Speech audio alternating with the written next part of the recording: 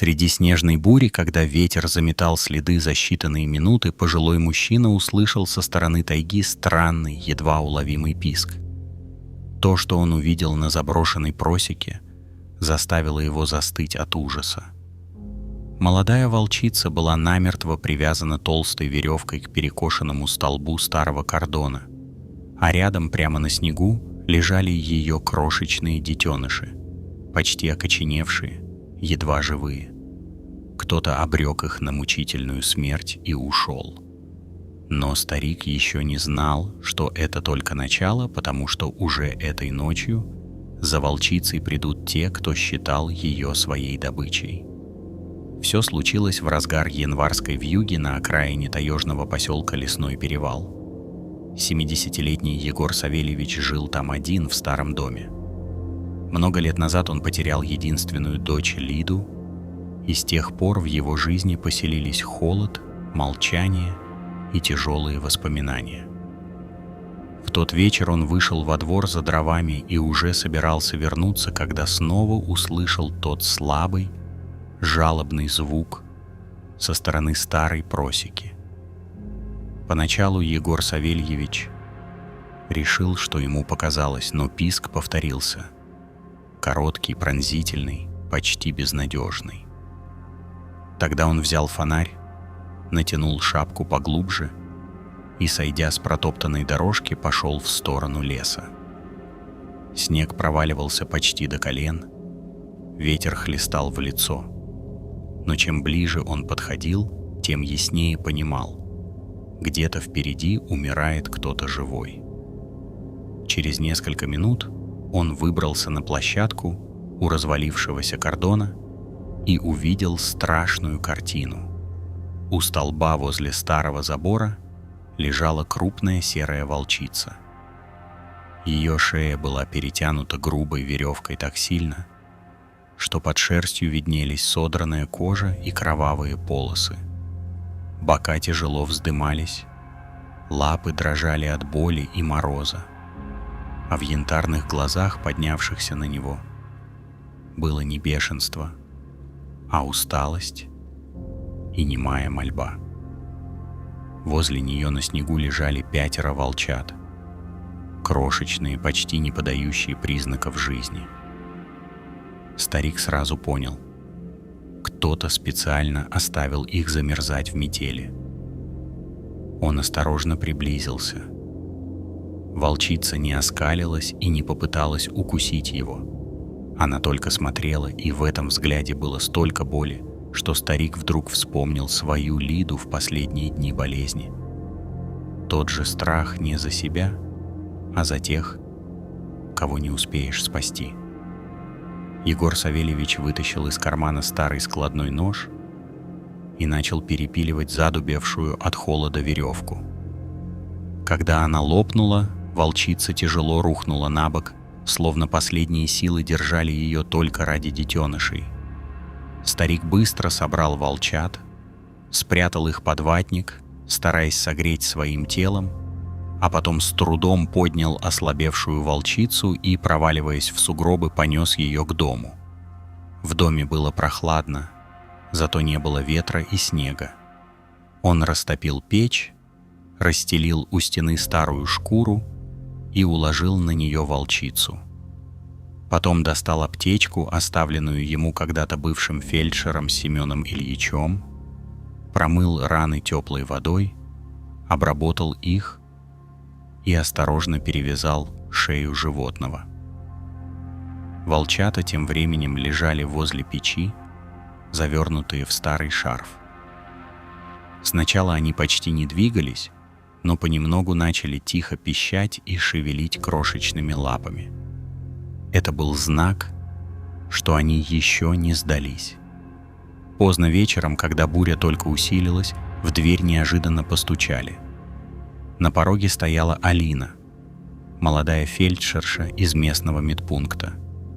Иногда она заходила к Егору Савельевичу, приносила лекарства, хлеб или просто спрашивала, не нужна ли помощь. Увидев на полу волчицу и волчат у печи, она побледнела. Егор Савельевич коротко рассказал ей о просеке, веревке и тяжелом запахе перегара возле кордона. Алина сразу стала серьезной. Она осмотрела раны и сказала, что это, скорее всего, местные браконьеры. И самое страшное, что такие не любят, когда у них отбирают добычу. Уже на следующее утро опасения начали сбываться. За ночь снегом занесло почти весь двор, но возле калитки остались следы. Протекторы машины и отпечатки тяжелых сапог. Кто-то подъезжал к дому, подходил почти вплотную к окнам, а потом уехал, не постучав. Вечером Егор Савельевич проверил засов, поставил у двери топор и велел Алине идти к себе. Но девушка только покачала головой и сказала, что этой ночью останется здесь. Когда стемнело окончательно, вьюга разыгралась с новой силой. Ближе к полуночи в дверь ударили так резко, что со стены упала старая рамка. Потом раздался грубый голос: «Открывай, дед! Мы пришли за своим!» Егор Савельевич подошел к двери, но не отпер.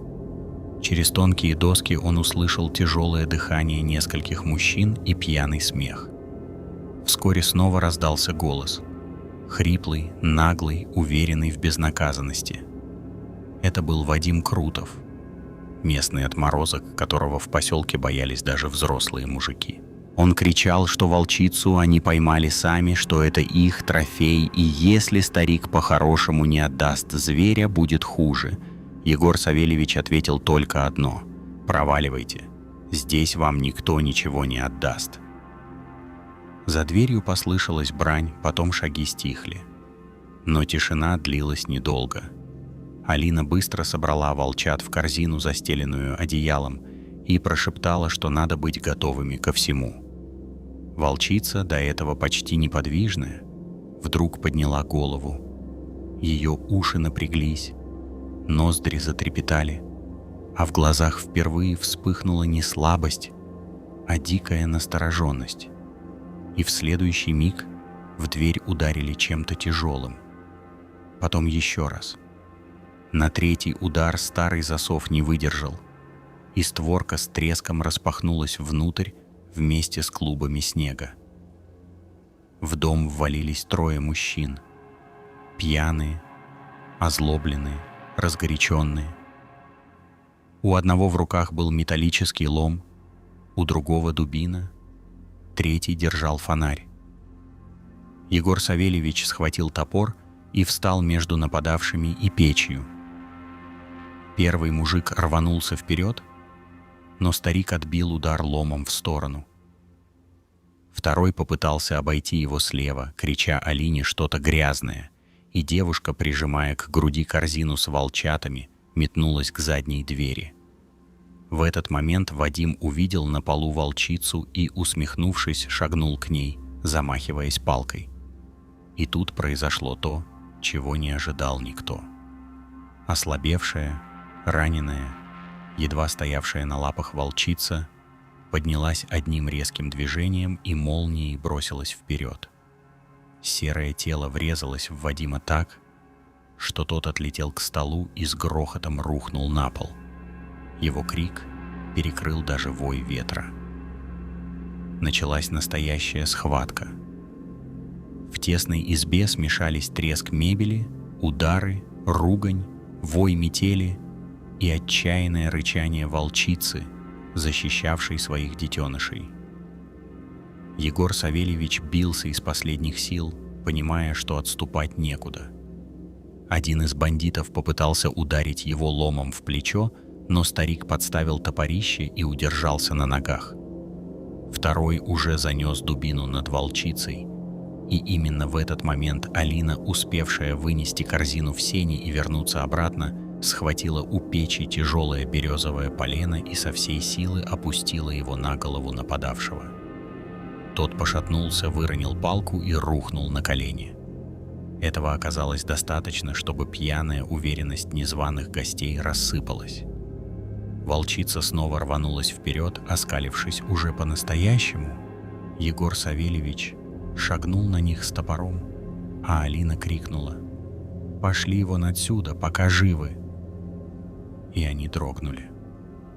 Сначала один, зажимая разбитую бровь, попятился к двери, потом второй, матерясь, бросился за ним, а следом, хватаясь за ушибленный бок, выскочил наружу Вадим. Через секунду всех троих уже поглотила черная метель. В доме снова стало тихо. Егор Савельевич тяжело опустился на лавку, не выпуская топора из рук. Алина подошла к нему, обняла за плечи и прошептала, что не смогла бы уйти и оставить его одного. До самого утра они не спали, подкладывали дрова в печь, прислушивались к каждому шороху и ждали, не вернутся ли те снова. Но буря к рассвету начала стихать. В следующие дни жизнь в доме словно стала другой. Алина приходила с утра и задерживалась допоздна. Егор Савельевич варил бульон, грел молоко, мастерил из ящика место для волчат. Волчица день за днем крепла, раны на шее затягивались, а волчата окончательно отошли и начали ползать по полу, пищать и тыкаться мокрыми носами в руки людей, которые спасли им жизнь. И чем дольше это продолжалось, тем сильнее Егор Савельевич чувствовал, как внутри него оттаивает что-то, что он много лет считал мертвым. Но однажды утром все изменилось. В доме было тихо, только за окном медленно падал редкий снег. Волчица встала со своей лежанки, медленно подошла к двери и остановилась. Егор Савельевич и Алина молча наблюдали за ней. Она повернула голову сначала к волчатам, потом к девушке, потом к старику и долго смотрела ему прямо в глаза. В этом взгляде уже не было ни боли, ни страха, только сила, память и что-то очень похожее на благодарность. Старик подошел, отодвинул засов и приоткрыл дверь. В дом ворвался холодный воздух, пахнущий снегом и лесом. Волчица на секунду замерла на пороге, будто прощаясь, а потом бесшумно вышла во двор и двинулась к кромке тайги. Волчата, окрепшие за эти дни, засеменили следом, спотыкаясь в снегу. Уже у самых деревьев она вдруг остановилась и оглянулась. И в этот короткий миг Егор Савельевич понял: иногда, спасая кого-то от гибели, человек неожиданно спасает и самого себя. Волчица еще мгновение смотрела на него, а потом исчезла между заснеженными елями вместе со своими детенышами. Казалось, история закончилась. Но спустя несколько дней жители лесного перевала начали шептаться о странном. Люди Вадима больше не появлялись возле тайги, а сам он, встретившись однажды с Егором Савельевичем на улице, неожиданно отвел глаза и прошел мимо молча, будто впервые понял, что есть черта, за которую нельзя заходить. А в доме старика с тех пор все стало по-другому. Алина начала заходить все чаще, уже не только по делу, и тишина в комнатах больше не казалась мертвой. Иногда по вечерам Егор Савельевич выходил на крыльцо, всматривался в темную стену леса, и ему чудилось, что где-то далеко между деревьями вспыхивают знакомые янтарные глаза. И каждый раз он вспоминал ту страшную ночь, когда в метели пошел на едва слышный писк, а нашел не только умирающую волчицу с детенышами, но и надежду, которую, как ему казалось, он потерял много лет назад. Подписывайтесь на наш канал, ставьте лайки и делитесь этим видео с друзьями. Всем добра и хорошего настроения.